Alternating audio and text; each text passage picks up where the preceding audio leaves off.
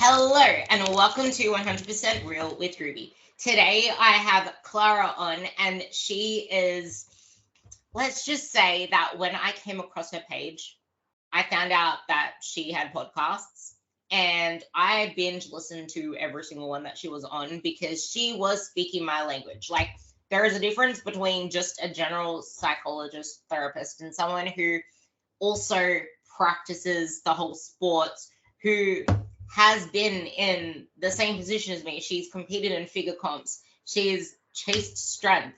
And I just related to so much of the way that she spoke of things because she's been through the mental toughness of getting really lean for figure, of pushing her limits in strength. And I'm just so excited to have her on. So I'm going to let her kind of introduce herself intertwined with the ultimate physique.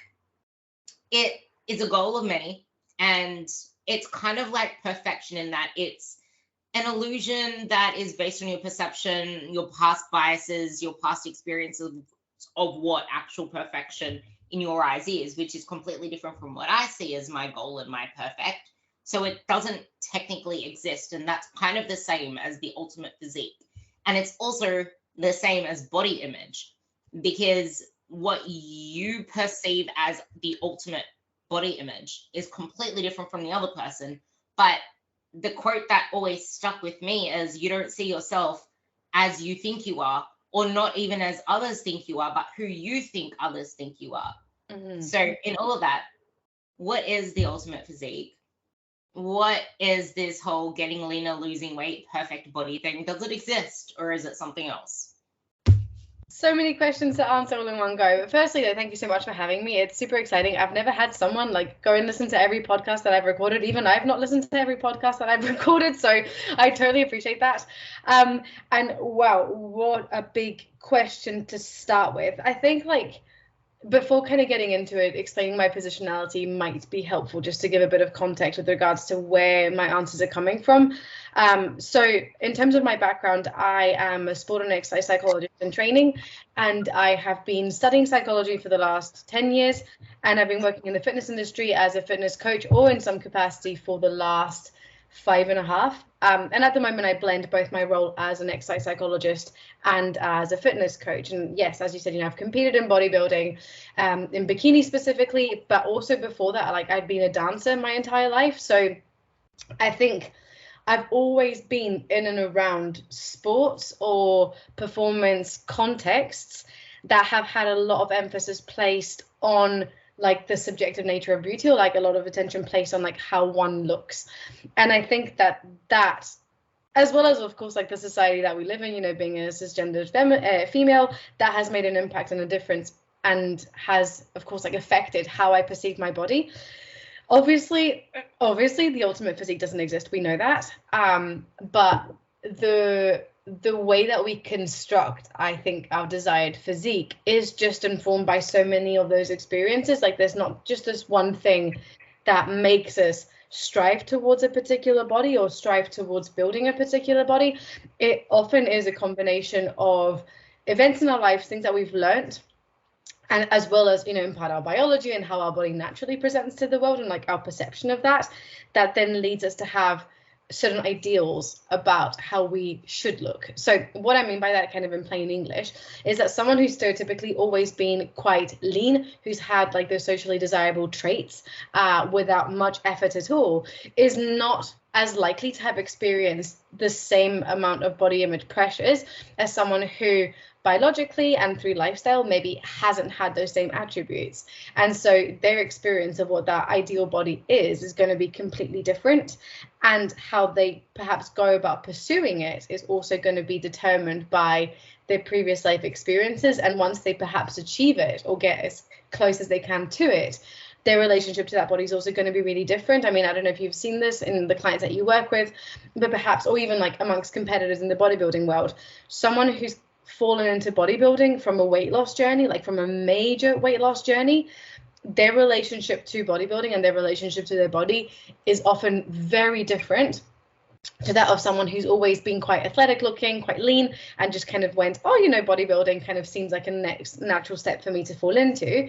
And then they develop the same, the particular physique. They might step on stage looking very, very comparable, but because their journeys to that place and because their life history with their relationship with their body has been so different, like personally, but also kind of in society, the way that they then feel about achieving that perfect body is really different. And that, of course, then determines like how comfortable they feel letting go of it, reverse dieting, gaining weight again, all these other factors kind of have that cascading effect. So don't really know if that answers the question because it's such a big question, but I think that there's not a single factor one single factor that determines what that perfect body looks like for an individual. How they go about pursuing it and how attaining it or coming close to it then impacts on their life.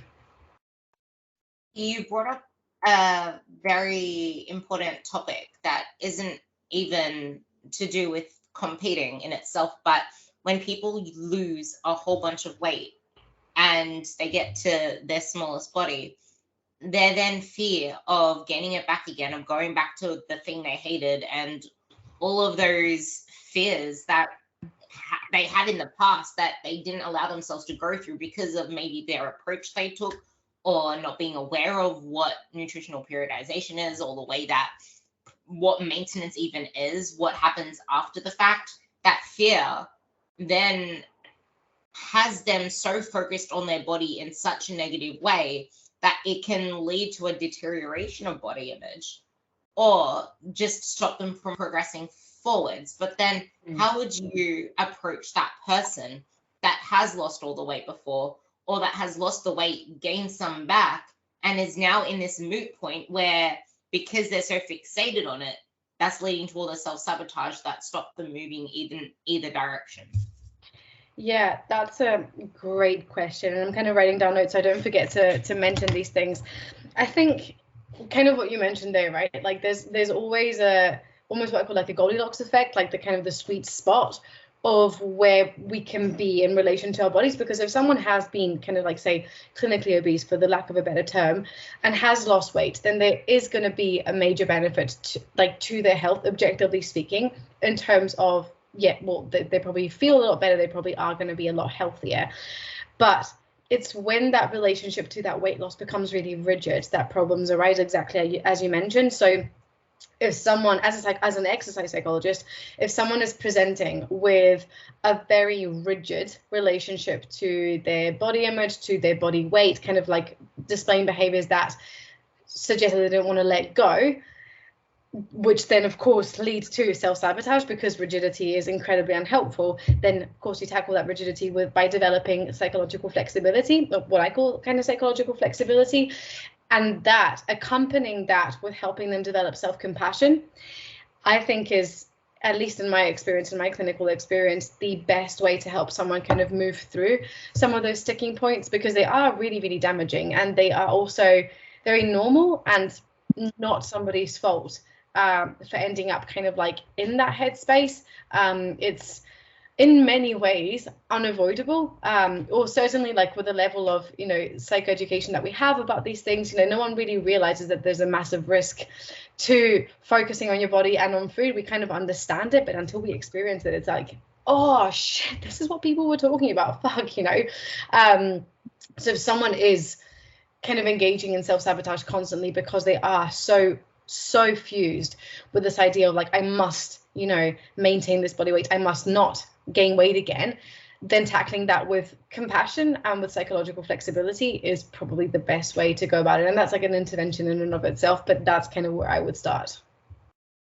I have two things I want to bring up later, but I think maybe bringing in one of my past experiences and you acting as though it is me now, but it was me in the past, and then you and how you would deal with old me could help people listening to this. Yeah. So when I first started, because I was really underweight, like I had disordered eating, I had my focus of gaining weight on the scale, and I got excited seeing my biceps grow. I got excited flexing them. Like I had what I would call a positive relationship with my body, with exercise, because I knew that what I was doing was leading to progress in terms of muscle gain.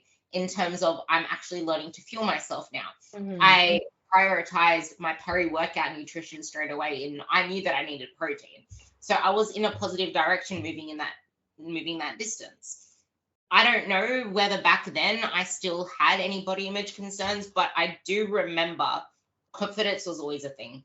But I do remember that I then got into figure competing because the manager of the gym got me into it. And it was in the pursuit of then having the 6 meals a day, being told I needed to do faster cardio, being told that I needed to shred this fat, and the fixation on getting myself to that lean state for stage then triggered me to, okay, I'm so used to seeing the scale go down now. I was scared to get it above a certain number. Yeah. I was I had clothes for that smallest body again.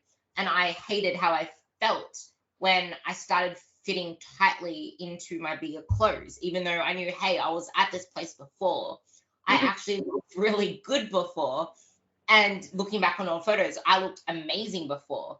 But I felt, hey, I was feeling fat at that skinny, that lean and look, that anything else other than that was just, no, this is wrong for me.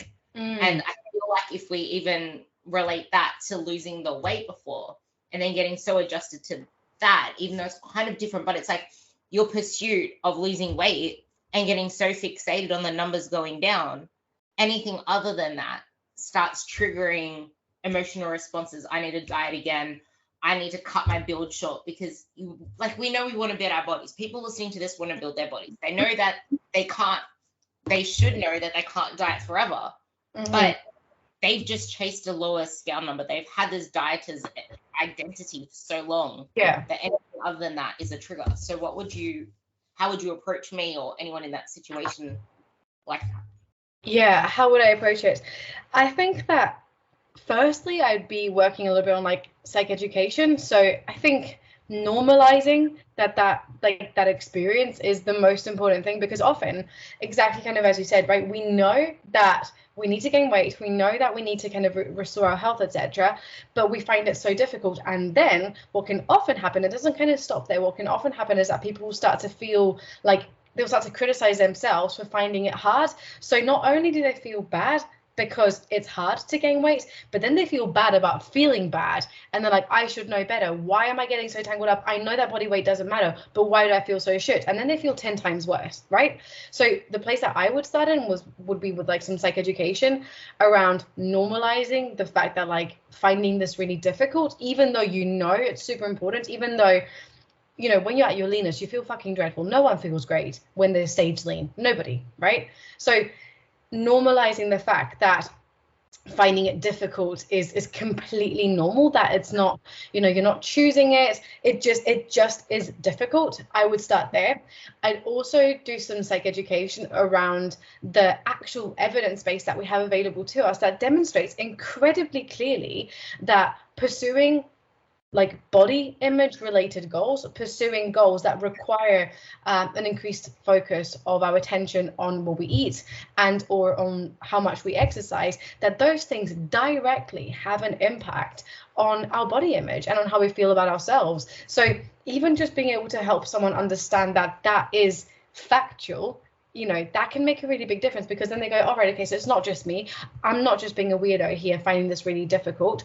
That can often reduce the shame from, you know, feeling bad about feeling bad, and it then helps that person commence the journey towards gaining weight and kind of moving away from that rigidity with a little bit more compassion, understanding that it's going to be hard and that it's going to be unpleasant. I think that's the most important thing. Like if we are, especially because of course, like in society, especially for women, like there's so much pressure on our appearance, as there is for men, but it's particularly for women. We've been conditioned for so long that thinner is better. And even though we know from our experience that actually we look better, like yourself, when you gained some weight, the conditioning that we've been exposed to, we can't delete that knowledge. We can't just go into our brains and get rid of it. So it's almost like understanding and accepting that that challenge is going to be a part of it, but that we get to choose how we relate to that challenge, right? So it's almost like you're not going to get rid of that negative voice. I personally don't take the approach that that is possible. I think that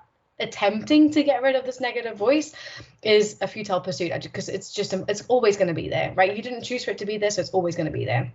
However, we can choose how we relate to that particular negative voice.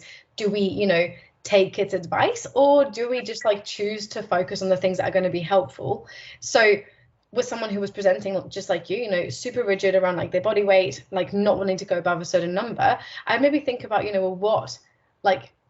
how is this rigidity getting in the way of you doing other things that are important to you? Like, is it stopping you quite likely from socializing around food?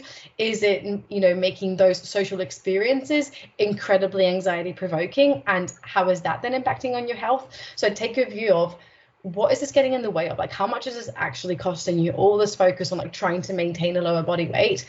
And once we find something that is, that the person just doesn't want to be continue to spend money on, so to speak, like something that is too costly, that they go, hang on a second, this doesn't make any sense. Like, I really value, for someone, like relationships and friendships might be everything to them, and yet this rigidity is costing them time with their friends, time with their family. It's meaning that either they're not partaking, or when they do, they feel really anxious, and then they're withdrawn, and then they feel bad, and then they leave. And then they feel worse because they were in a bad mood when socializing with their friends, because they were too fit. Do you see what I mean? So like I would try to identify like what the cost is, and then start to think about, okay, well, how can we work on accepting that some of these, challenging thoughts and feelings are going to be there? How can we address them with compassion, and how can we kind of like, push them away a little bit, not get rid of them, it's simply just like gently push them away so that they're not so up in our face, and that there's a little bit of distance between us and that negative thing that's showing up, enough distance for you to be able to go, okay, do I go in this direction, or actually is there another option for me? Like, is there another way for me to move forward with this? So probably start there. Yeah, and this isn't just relating to people that have competed in the past. Most people, if not all people listening to this, haven't been in that position where they were stage lean. So they probably feel really good about the fact that they just lost all of this excess body fat at one point.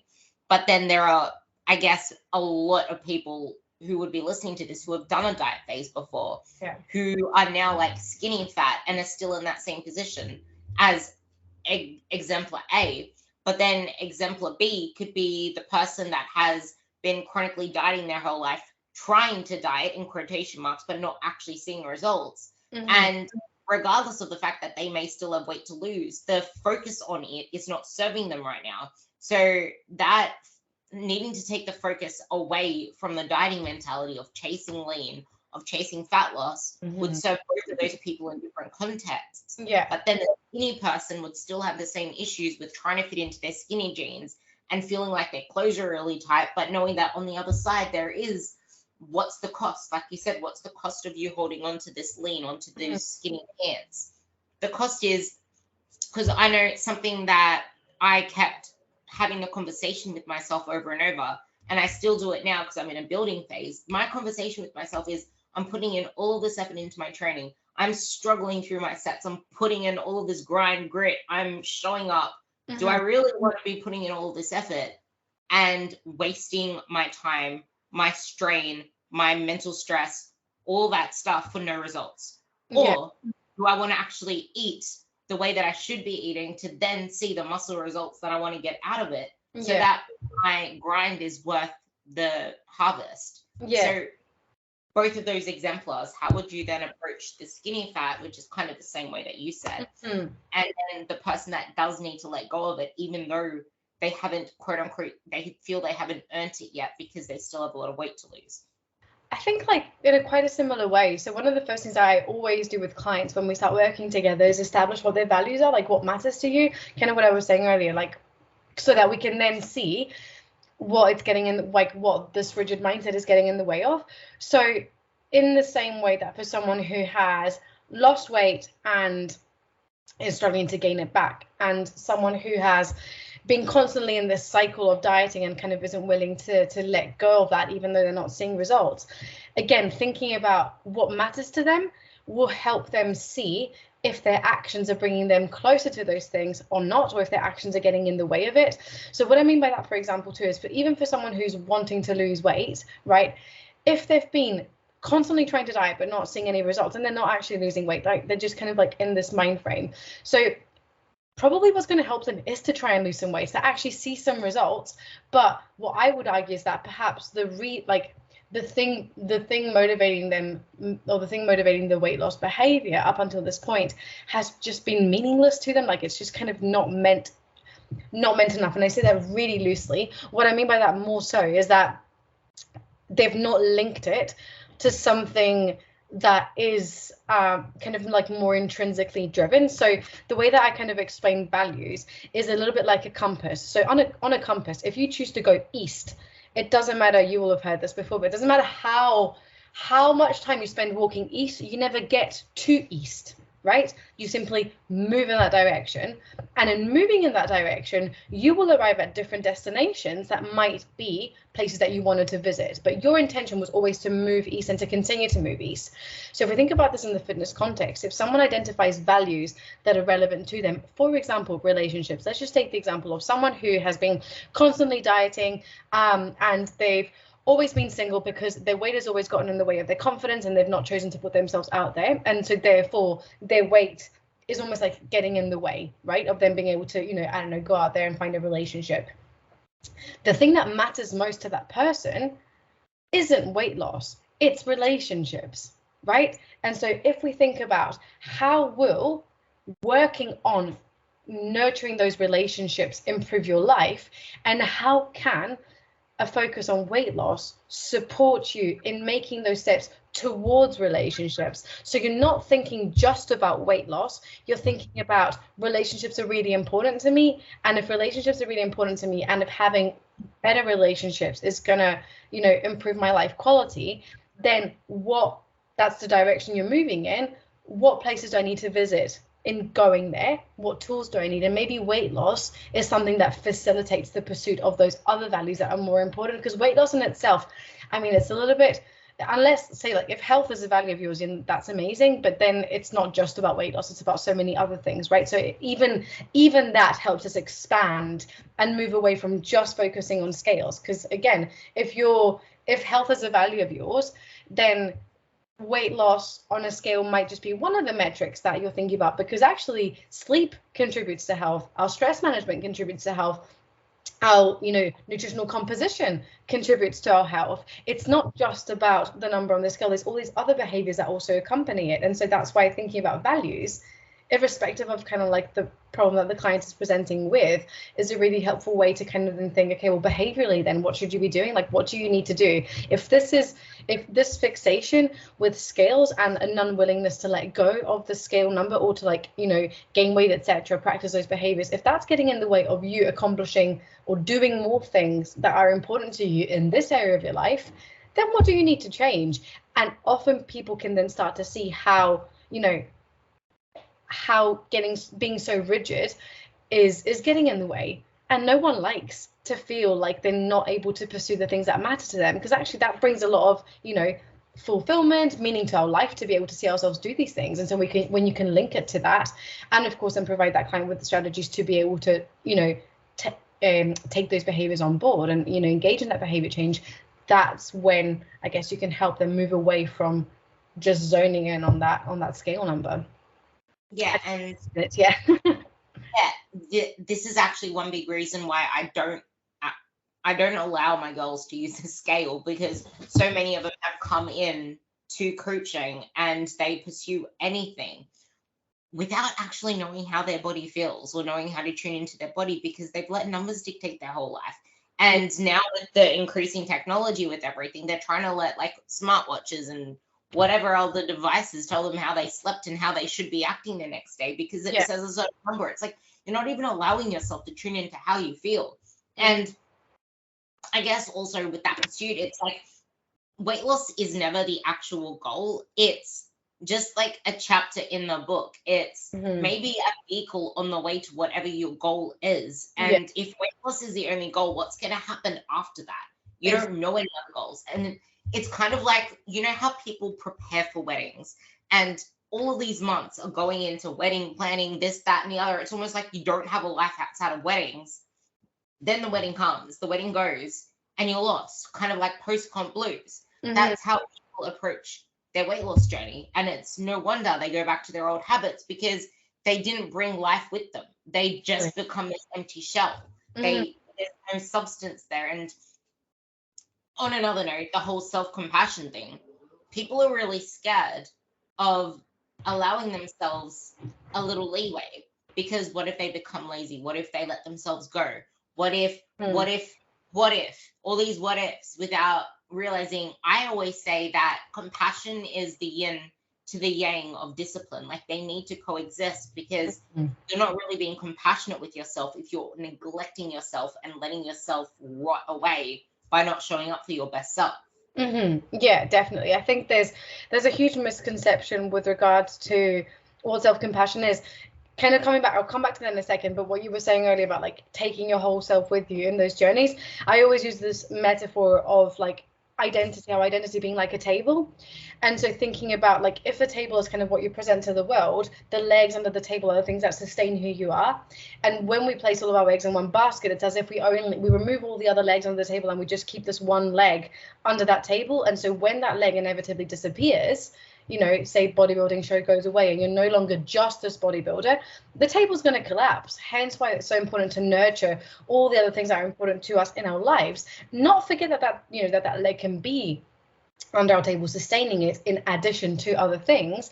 But it just means that, say, if you've been pursuing just weight loss for your wedding and you've stopped socializing, you've stopped speaking to your friends, you've stopped going out for like, you know, chats and coffees with your work colleagues, all this other stuff has gone away. The minute that you're no longer dieting for your wedding, you literally realize that there's nothing else around you in your life. It's just that one thing. Another table has collapsed, which is why people find it so difficult. Hence why I think, as an exercise psychologist, it's funny because a lot of my clients in therapy sessions will be like, Clara, that's another conversation we've had where we've literally not even spoken about exercise. And I'm like, yeah, I know, because you're going to the gym. I don't care about that.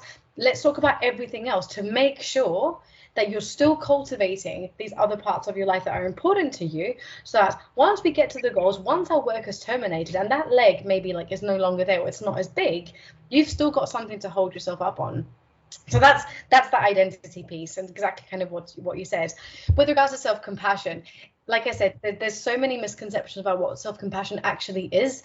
And if we look at the literature, particularly around like compassion-focused therapy, which is a therapeutic modality that I use a lot in my work, what they kind of define compassion as having sort of two psychologies. The first psychology of compassion is having like a sensitivity to our distress and understanding where that comes from. And the second psychology of compassion, which people always forget about, is the compassionate action of doing something about it. So compassion isn't this softly, oh, it's okay, don't worry about it, yada, yada, yada. It's having an understanding and an empathy for that, but without compassionate action, it means nothing. So compassion isn't letting yourself off the hook. In fact, compassion is fucking difficult. It's so hard because it requires the courage and the vulnerability to put yourself out there and do something that is incredibly scary, such as, you know, allow your body to gain weight. That's terrifying. If you are a woman in our current society, you know, in the way that people just take liberties on commenting on our bodies, for example, gaining weight when you have gone through an extreme, like whether that's an extreme weight loss stage or not, but gaining weight is terrifying. It's really scary. So using compassion to do something about that, to cultivate your own ability to soothe yourself, is really courageous, because that's just not an easy thing to do. And so another way of thinking about compassion is also as this kind of like not quite a binary, but in a sense it's like compassion can be tender, it can be nurturing, it can be caring, it can be that softly, but compassion can also be fierce. That like a bit, I imagine it like a bear having a nap and a bear just screaming like a mama bear defending her baby. That fierce self-compassion, that's the idea of like, shit, I am so unhappy, I need to do something about this. Whether that is, I'm so unhappy in my body right now, my health feels awful, I want to do something about it, and that something about it looks like weight loss, or holy crap, I feel awful, I'm so hyper focused on food and exercise, it's getting in the way of everything in my life, I need to do something about it. I need to commit to gaining weight, and I need to commit to overcoming that. Self-compassion allows us to kind of do both things and take action, because the reason why we're taking action is not because we hate ourselves. The motive for it, that's the defining factor. The motive is willingness to care for our well-being. I think something that a lot of people forget in this whole journey is that no phase is permanent. Everything is temporary and transient. And the way that I don't know what it is. Maybe you can put your psychological twist to it, but it's almost like any moment we feel ourselves stuck in, or any moment that we feel challenged in, or if it's like, oh, I'm going through this phase right now, which is a primer phase or a maintenance phase or a growing phase, and because it's so uncomfortable from what you feel like it's forever, which is why people can't commit to the long term. They feel like any suffering is for the long term, and there's no commitment to it because of that initial fear that comes to it, which is what I said at the beginning when it comes to like body image and self-perception and all of that other body stuff. That only grows with your own growth, with your own approach, with your own mindset growth, because you can change the body, but if the mind is still the same, you'll find a way to self-sabotage yourself back to your original roots.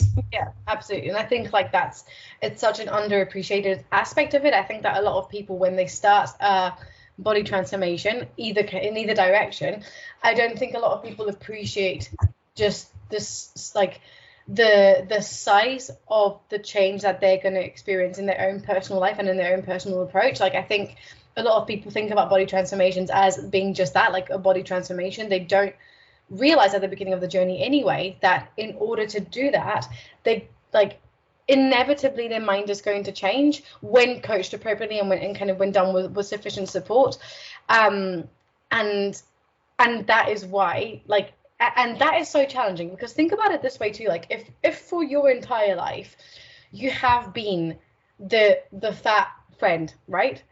If that's been your identity your entire life, to step away from that means cultivating a new part of yourself, means acknowledging that maybe that part of you wasn't serving you. It means defining yourself as a different individual within your friend group, for example, and that has a cost to it. Like that is not easy or straightforward, and there's a lot of distress that can come up from engaging in change, which is why it is so difficult. Because if your life story has been a certain way all this time, like say for example, if your life story is I'm someone who tries to lose weight and I can't lose weight, right? And you kind of cling on to that. If you do then eventually lose weight, what does that do for all the years that you have spent distressed about your weight? What does that do for, like, it could lead to a sense of grief from like, I can't believe I've spent all my life so upset, so sad, so, unhappy with how I look, and it could have been better. Like, that's really heavy to cope with. And I don't think people appreciate that change can happen. And I unfortunately don't think that a lot of coaches also have that realization or that appreciation of the psychological impact of change, because coaches aren't trained in this. Unless PTs go out of their way to do their own, CPD, etc., they're not going to have that awareness, and it's not their fault at all. But then it's unsurprising that if you help someone lose a ton of weight, right, and then they suddenly go through like these crazy changes in their life, it's unsurprising that they sometimes might go back to where they were. I don't know if you've ever seen this before, but I've had quite a few clients who have gone through a really big life transformation, and then the next fucking thing they're breaking up and they're separating from partners that they've been with for 10 years because their identity has changed so much in that process that it's just no longer compatible with the types of relationship that they had before. And now that is a huge cost. A lot of people would prefer to maintain their current relationship than to lose the weight and then have to undergo that type of a life change. So, I think it just speaks to how difficult change really, really is, and some of those like unintended consequences of all this change. And I think that, and similar to what you said, nothing is permanent, and yet we live in a society that kind of doesn't promote delayed gratification. I mean, I could order something from Amazon this morning and get it by tonight. Like, we're just not used to delayed gratification, and we're not very good, even though nothing is permanent, exactly as it is. Not just in our fitness journey, but nothing in life is permanent. That's like the one kind of holy truth, right? Everything is constantly changing. As humans, we don't cope very well with change, and so again, like there's such a big adjustment that is required from somebody when undertaking any type of challenge, that supporting them, I think, like as fitness professionals, as psychologists working in the industry, supporting them with that is almost as important, if not more important, than like explaining the ins and outs of training and, you know, nutrition and all that type of stuff. So I feel like I went off on a bit of a rant there, but I hope it gives a bit of context to kind of where I'm coming from. The change part is actually something that I spoke about on a prior podcast, which I think you'll like this one too. It's, you know, the little Google Maps and how you can pick up that little yellow figure. Yeah. A lot of people treat their journey like they can just pick up that figure and plop them to their destination. But in saying that, it's like they don't realize that, hey, you grow in the process. Absolutely. You don't just end up there. So worrying about how you can stay there, worrying about the what ifs, worrying about the costs of change or the benefits of change, you don't just become that person overnight having to figure your way out in the new world. You've literally done the process steps on the way there, which is why focusing on the end goal never really gets you to the end goal, because you can look at the map all you want, but unless you get your ass into the car and drive your ass to that place, you ain't going anywhere. So it's like you become on the journey, you learn on the journey, you struggle on the journey, and it's those struggles that kind of teach you how to stay there. Because if you don't struggle on the way there, then when you face challenges and struggles closer to the destination, you have a lot more to fall back on, kind of like that ladder, you know, that ladder meme. Totally. Yeah, it's almost like you fall this far down instead of actually taking the process steps there. Something you said I wanted to bring up, which is the whole process of change and why things are so hard to change. Like I had a girl not that long ago say, Taekwondo is so easy. My workouts are so easy, but why is nutrition so hard? Like I find tracking so hard. I just keep going back to the way that I was before, and I'm not sticking to things properly. And this is kind of where like habits are hard to change, because every belief, this is something I've started telling myself since listening to you over and over in my head, is every single thing that is stopping you from getting to where you want to be is actually protecting you. It's a positive for some part of you, but you're perceiving it as a negative because it's stopping you, it's not serving you, it's hindering you. But it's there to protect you in some way. It's serving a purpose in some way. Like, for example, something could be stopping someone from getting bored or feeling lonely, and that's an uncomfortable emotion. So then what do? They watch Netflix and distract themselves with food and TV versus doing whatever it is they need to do, or like procrastinating with work.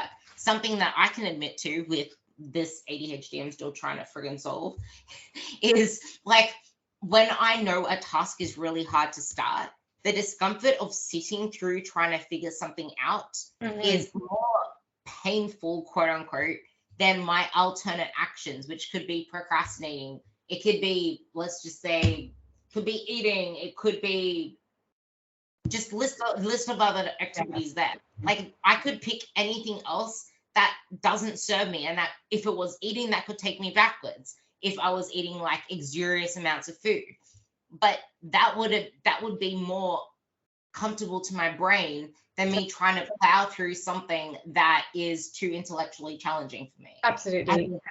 Yeah, and it's that function that it serves, right? Because, for example, in your case, to sit down and to try and tackle a task that is really difficult, that could be overwhelming, not only because the task itself is really difficult, because maybe then it also brings you face to face with the realities and struggles of living with ADHD and how difficult things are. And that can be really, that could be really depressing to some people. That could provoke a lot of anxiety. It could kind of give rise to other thoughts around like, how am I ever going to do this? I'm not good at anything. Do you know what I mean? Like, it might not be your experience, but it could be that experience for other people. So yeah, like being observing our behaviors as something that's completely functional is such a liberating way to understand where we're coming from and see, that all behavior makes sense in context. And I talk about this all the time.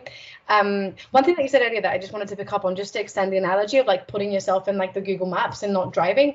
If all you're focused on, right, if you plan a route on your Google Maps on your phone and you plan on driving there, if all of our focus is on getting there, right, in this predicted particular journey, And yet we start the journey, and for some reason there's like roadworks and we have to take a diversion. If all we're focusing is on the outcome and expect ourselves to get to that destination via this one single route, our perception of taking a B road and going off, you know, on an alternative route, we might experience that as failure, even if it gets us to the same place, or even if just because of those roadworks we go on this journey and we end up visiting something else. Like, I don't know in Australia, but here, for example, like you might have the straightforward like A route to get somewhere, or you have the coastal path, for example.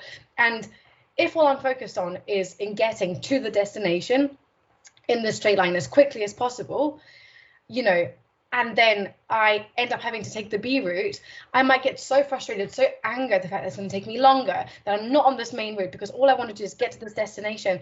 And you know what might happen? I might go on this B route, and if I'm a bit more flexible with my goals, I might actually find a new little town that I wasn't expecting to discover, and I might just decide to hang out there for a little bit. And that's the beauty of psychological flexibility, is that, you know, you could still get to where you want to be. You could take an alternative route, but also it allows us to be okay with like those changes kind of organically happening.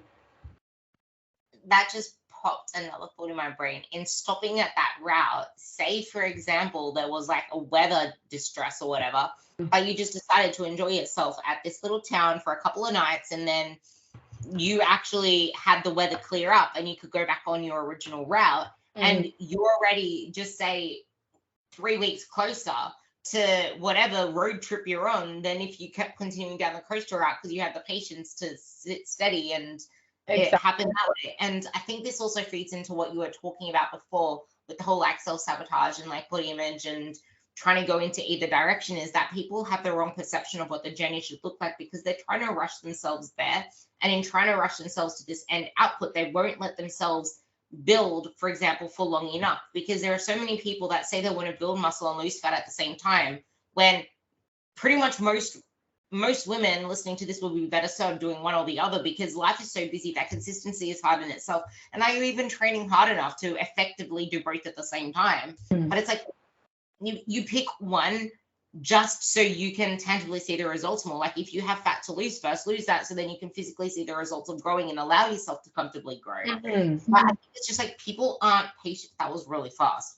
People aren't patient enough to allow themselves to trust themselves to go through the journey, because they feel like they're wasting resources. Yeah, and it's really challenging. It's that kind of like, I want it, you know, and the best time to start was yesterday, but I'm starting now, and so I'm just like desperately trying to get there and trying to grab at something. I think it also speaks to the difficulty that we do have in kind of like staying focused on a task. And I think especially when it comes to changing our bodies, seeing those tangible results like does take time, it does take consistency, and so that can often be distracting, or kind of like people might not be willing to spend sufficient time there. But again, it's not, I don't think it's any fault of their own, because then if you jump on Instagram and you see some people's 12-week transformations, you might be gobsmacked, and yet unless you're in the industry, you don't maybe know or appreciate that most coaches, you know, will lie about how long it took a client to get there. They might use pictures that don't reflect the actual, you know,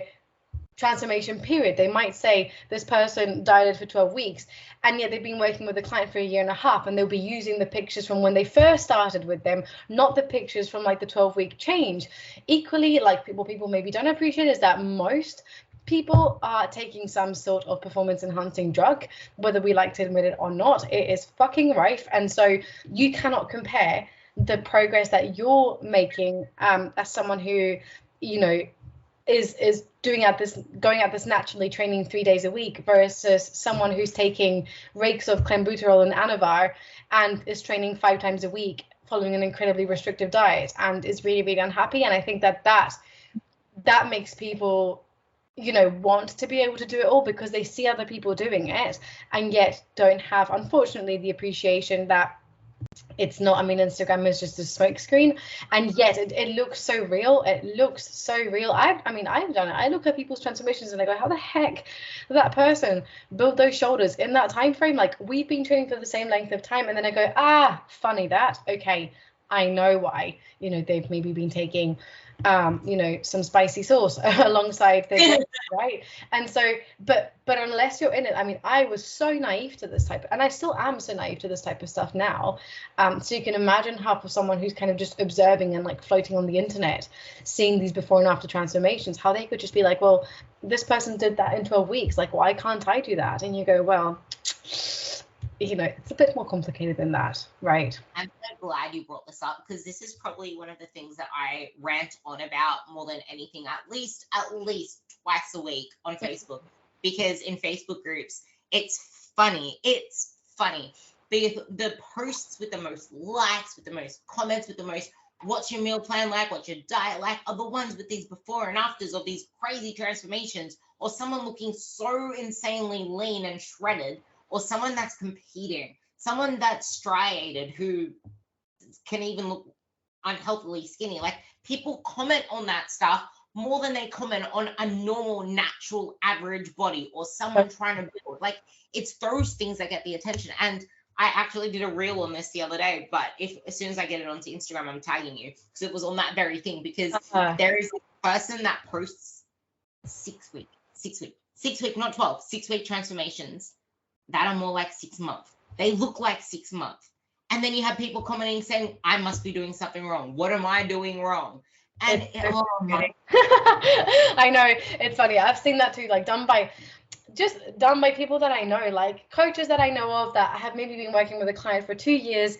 And then they post a story, like they post on their Instagram being like, oh yeah, like, this person came on board and in 3 months they achieved this. And I'm like, that is bullshit. Like, that is such fucking bullshit. Like, excuse my French, but holy, what the fuck, right? Like, even for that client, like, I think if I was that client, I don't know if I don't know what it must feel like for that client to consent to that information being put forward, if they've even been asked for consent and posting that type of a post, because the client will read that and be like, well, that's not true.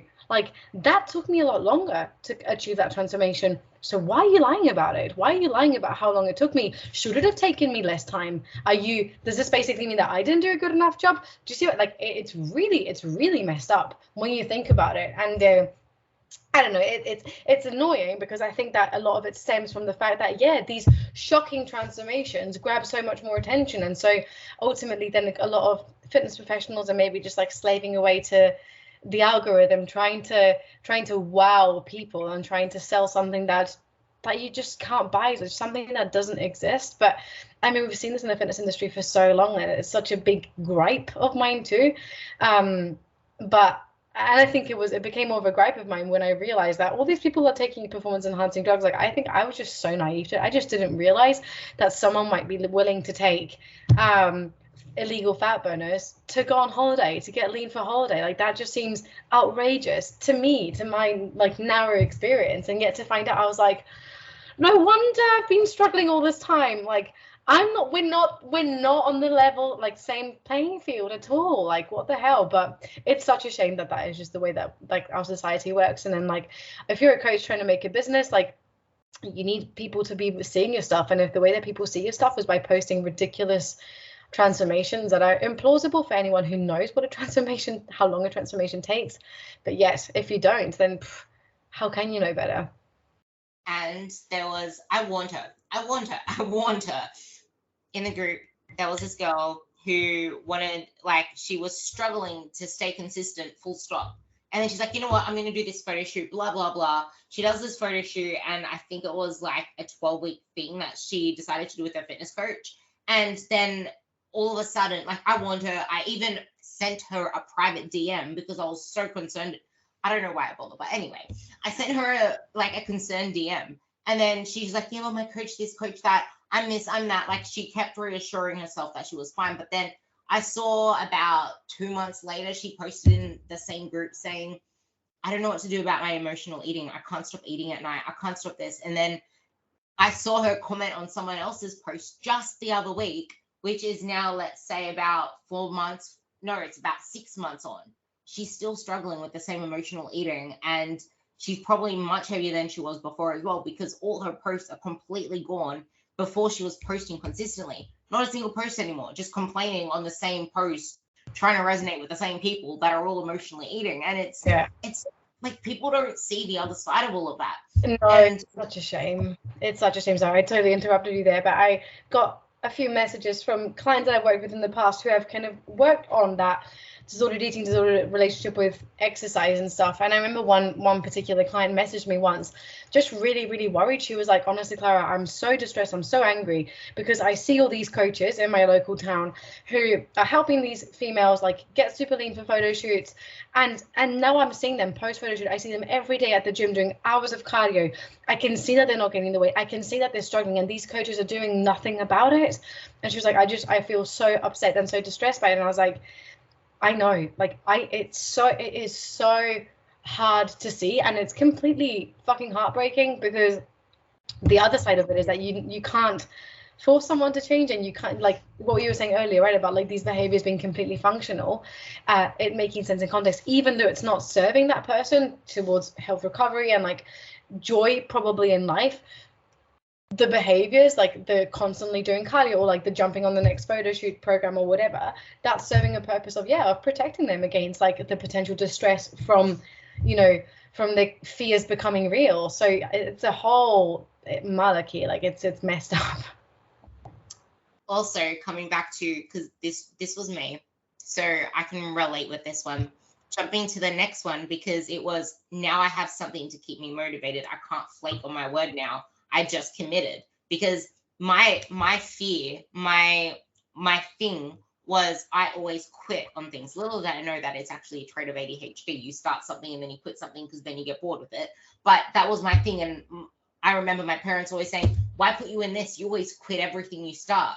So that was the narrative I told myself. So I never thought I could continue doing things. So then I kept putting myself into things that weren't serving me, knowing that, hey, this is actually going to lock me in. I can't quit now. But yeah, but this then stems into what I wanted to, the next topic of it all was, it's easy to start blaming yourself for behaviors, for behaving in ways that don't serve you, which is what leads to more of the self-sabotage, the overeating, the undereating, the like fucking it up, buying or ordering food or drinks that aren't aligned with your values. But it's because you blame yourself for not being good enough, for not being disciplined enough, for not being restrictive enough, not hard enough, not motivated enough.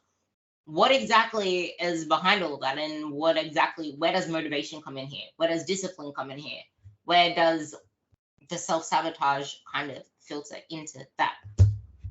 Whew, big question. Okay, so the whole not being good enough narrative, I think exactly as you described, kind of that often that comes, it's a learned thing. Like no one is born kind of feeling like they're not good enough. We're all kind of born inherently feeling worthy. And so not the whole idea of not being good enough is something that we learn throughout our life. We often learn that through experiences that make us feel ashamed about ourselves, experiences that make us feel worse about being ourselves, and experiences that teach us that maybe other people aren't safe to trust and that we are not trustworthy. So other people maybe view us as not being good enough, and we also view ourselves as not being good enough.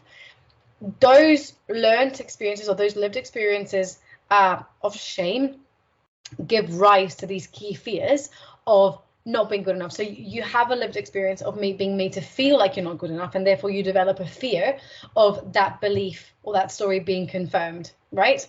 And so in having that fear of what if I am not good enough, we then start to engage in all these behaviors that protect us from perhaps realizing or confirming or disconfirming that particular belief, right? So let's just take someone who has always been made to feel like they're not good enough because they are overweight, right?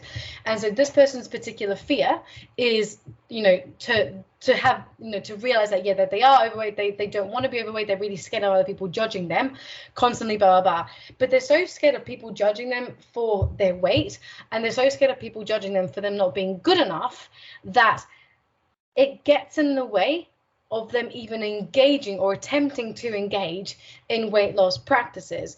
Because if they fail, it confirms the belief that they are in fact a failure, that they are in fact not good enough, that they are in fact never going to be able to lose the weight and maintain that weight loss. Whereas if they don't even try, or if every time that they try, they come up with a way of self-sabotaging, then obviously it's not like a conscious process per se, where they don't go, you know what, today I'm going to go and self-sabotage myself. It doesn't work like that. But it's our brain's way of keeping us protected from realizing that that is in fact true. I'll give you an example. It's an example of like 3 different clients kind of morphed into one, but you kind of get the picture. So take a client who is presenting with binge eating like behaviors, right? They're overeating and they can't really understand why, because they were so on point up until this point, but they have decided that they want to take their physique goals further. And suddenly after making that decision, they find themselves overeating, right? And so in unpacking it, we start to see that, okay, the self-sabotage, if we understand that behavior as like a defense mechanism, it bears the question of, well, what are you defending yourself from? What is the self-sabotage trying to protect you from in this particular moment?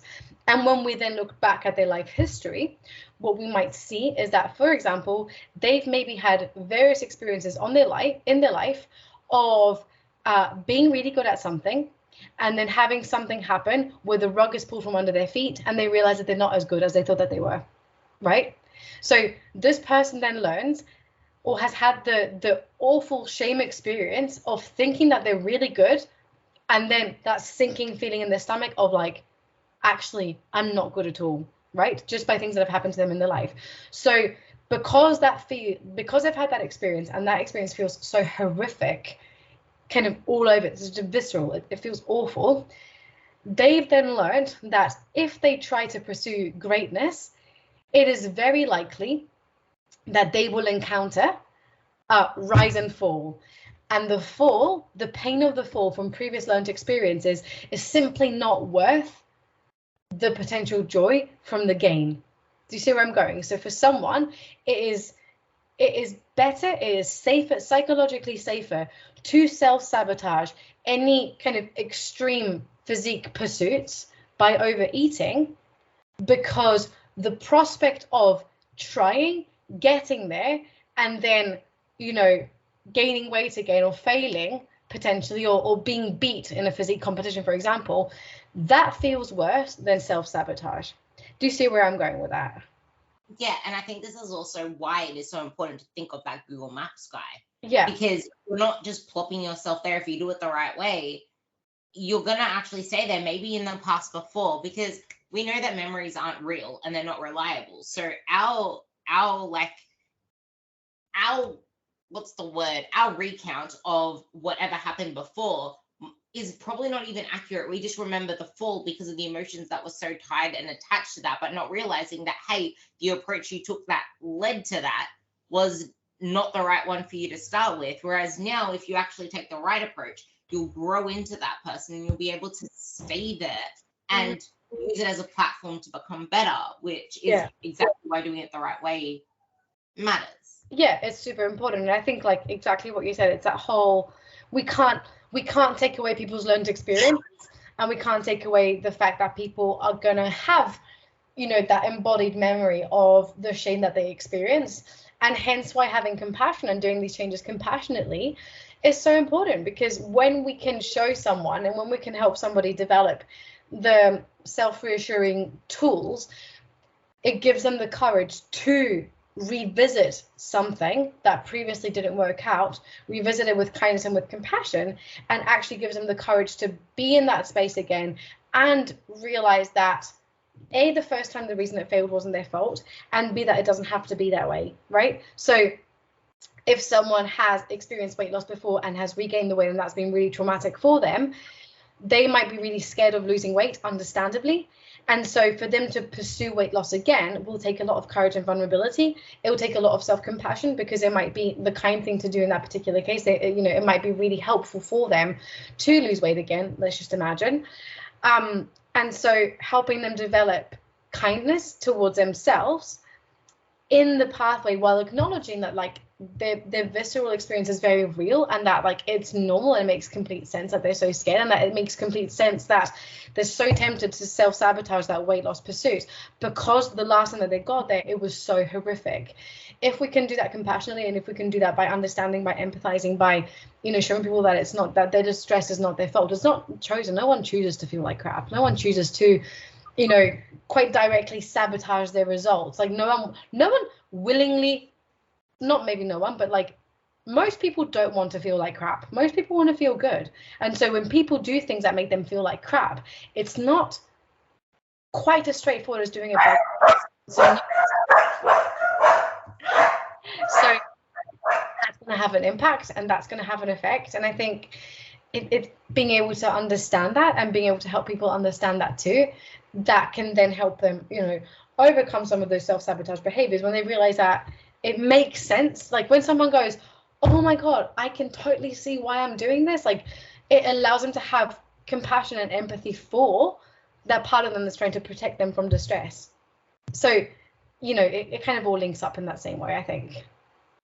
Yeah, and on the note with it's almost like you already feel bad where you are right now because it's not where you want to be, but it's known, it gives you a sense of control, it's predictable, and that's what the brain likes.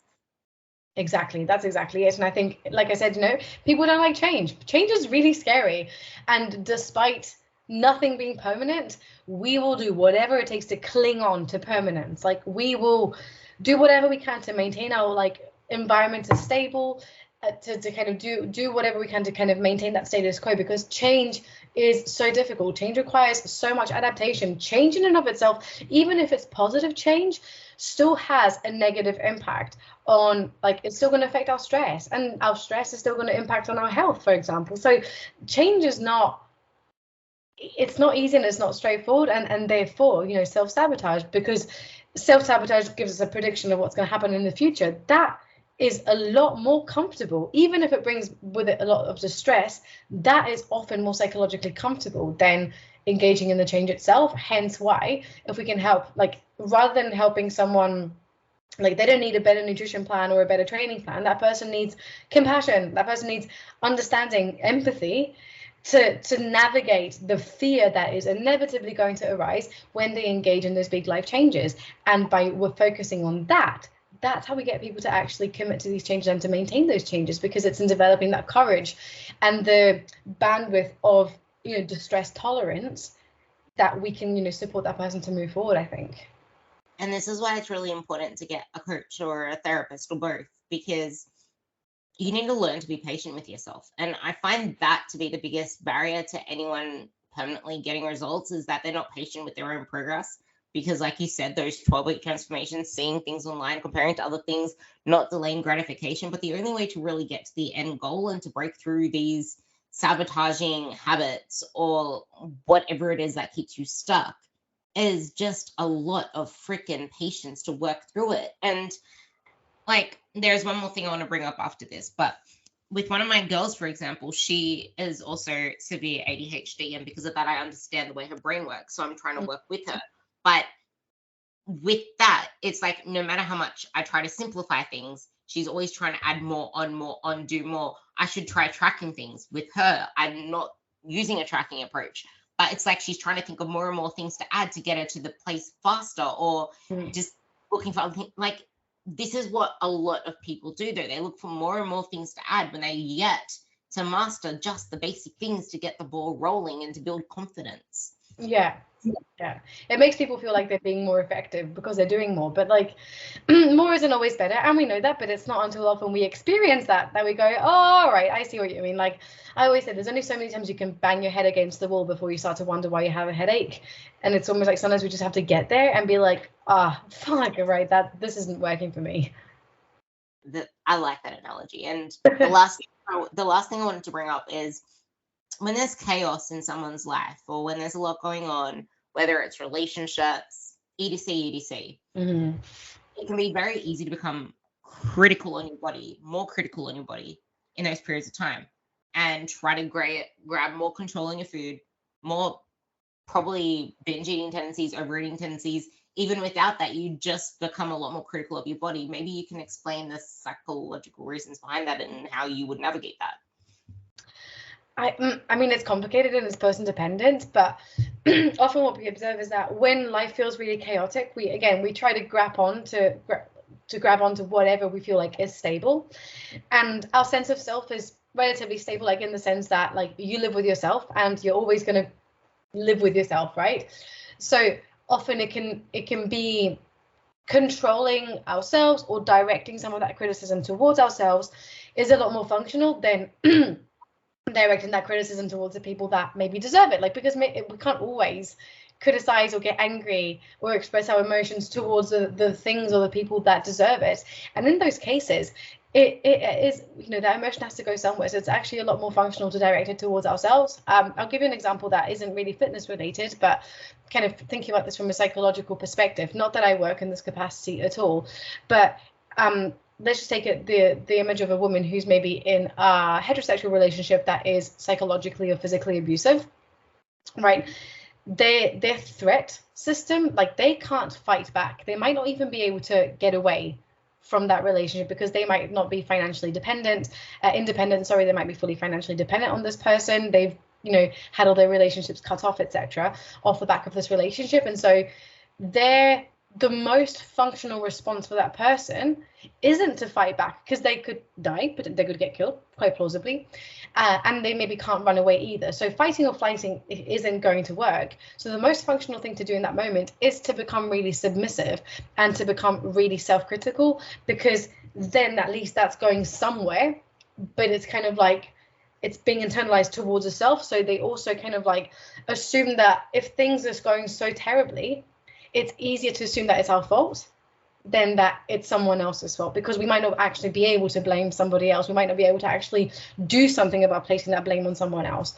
And so if someone, coming back to the idea here, like if someone's life is completely up in arms, if things are really chaotic, there's a lot going on, directing a lot of that chaos inwards provides a sense of control. But it doesn't always have to be as sinister as that. Often it might just be that, let's just say you've gone through a breakup, right? And you're super distressed. You're like literally going through hell. You're having to move homes. You're having to like move to a different city. Like you're having to change jobs. There's all this shit going on, right? And you go, okay, well, all this chaos is happening. I've just broken up. I'm into my like fitness girly era. I'm going to start going to the gym and I'm going to start taking care of myself. I'm going to fucking, show him, assuming it's a heterosexual relationship. And then something that starts as I'm going to start taking care of myself, as I said earlier, the more we emphasize or place focus on our food and on our exercise, the more detrimental it can become and the more rigid we can become. Something that started that way might then turn into that person really relying on those behaviors to cope with stress. And then they might start to place more attention on how they look. And maybe that brings up thoughts of like, did he not like me because of how I looked? And do I need to hate myself into looking differently? And do I need to then start controlling these things even more? And like it can spiral so quickly. So often like that's where these things come from. It's not, again, by choice. It's simply either super functional, that we start blaming ourselves because we can't express that emotion outward. And so interpreting the situation, or even in situations that don't make sense, if the only way, like again, if a child is being abused, right, that child can't make sense of that experience because it doesn't make sense. So the way in which their brains make sense of the experience is by teaching that child that it must be you must be the problem. And so the only way that child can make sense of the experience is that it must be their fault, right? And that's completely functional, because if a child was to think that their primary caregivers don't give a fuck about them, that could break your world. So then therefore you must, like, blaming yourself is more functional than doing that. So coming back to the example here of fitness, if life is all up in arms, if self-criticism starts to, amount more and more and more and more, it probably is really functional. It probably makes complete sense in that person's context that they are directing that blame and that chaos inward rather than outward, because it's easier to blame ourselves than it might be to make sense of, like, a whole cascade of different experiences. Or equally, it might be that when life is out, like, not in control, we take control of the things that we can control, which is our body and what we put into our body. And it might come initially from, like, a good place. Someone might start exercising to cope with grief, and then the next thing you know, they are completely reliant on exercise to tolerate the distress from grief, and they can't live without exercise. And the more they exercise, the more at risk they are of developing, thinking patterns that pertain to, say, like an anorexia diagnosis, for example. So it can happen in sneaky ways, never by fault of the individual, but that often is kind of what explains how these things come to be, which is really, really painful to see and to realize, I think. I think the whole bow to all of this that you can tie at the top is self-awareness is really critical in making the first step. And once you become aware, you need to have that self-compassion there. You need to not judge yourself. You need to not be critical of yourself, because that will just lead to the same spiral, probably even worse, because like you mentioned, it's just a downward spiral from there once you start to judge yourself. So with that, this is part 1 of part 2. Part 2 is going to be more related to motivation in exercise and improving your exercise performance with sports psychology, more of Clara's little specialty. So I'm so excited for that. Really excited for that, actually, because pretty much with all of this as well, like, you need to first have self-belief that you can. And once you have that self-belief, you start to act in concordance with the belief that you hold. So with that, is there anything else that you want to tie this up with? Where can people find you, and any other fancy shiz biz? Yeah, no, nothing else. I think you summarized it really well. Like, it all starts with awareness, and awareness accompanied with self-compassion can facilitate change, whatever that looks like for you. If anyone else wants to find me, my handle on Instagram is Clara_the Exerpsych, which is a play on words of exercise and psychologist. And my website is theexerpsych.com. So if anyone wants to reach out, ask me questions, inquire about working with me in whatever capacity as a coach or as applied psychologist, then you can find me there. And if anyone's got any thoughts or questions about the podcast, then I'd love to hear them. So yeah, no, thank you so much. I'm looking forward to the second part too. I think that's going to be a good addition to this. This is more like an intro, compassion, etc. The next step is like, okay, well, what do we actually do with this? So yeah. So we provided you with the gun. Next session, we're loading it and we're shooting some bazookas out of foam rollers. If you saw my last reel with the foam roller bazooka, we're shooting it at you. So yeah, go find her on Instagram and go check out her posts, because she posts some amazing stuff on.